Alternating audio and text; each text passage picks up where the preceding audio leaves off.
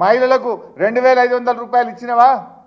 100 రోజుల్లో 2500 రూపాయలు ఇస్తా అని బాండ్ పేపర్ల మీద రాసి అక్క చెల్లెళ్ళ కాళ్ళేళ్ళ పట్టుకొని అధికారంలో కూర్చున్నాక అక్క చెల్లెల్ని మోసం చేసిన సన్నాసివి నువ్వు కాదా? విద్యార్థులకు 5 లక్షల భరోసా కార్డు ఇస్తా అని మోసం చేసిన సన్నాసివి నువ్వు కాదా?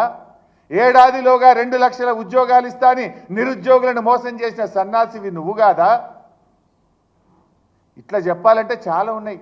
కానీ మేము ఇంతకాలం మర్యాద ఓపిక అని బట్టు వస్తున్నాం. కానీ మర్యాదకు కూడా ఒక హద్దు పద్దు ఉంటుంది. కానీ నువ్వేమో రెచ్చిపోయి నువ్వు ఇవాళ మా గురించి మాట్లాడుతున్నావు. నాకేందో వివరాలు పంపిస్తా సన్నాసికి అని మాట్లాడినావు. ఇవ నీకు పంపిస్తా వివరాలు.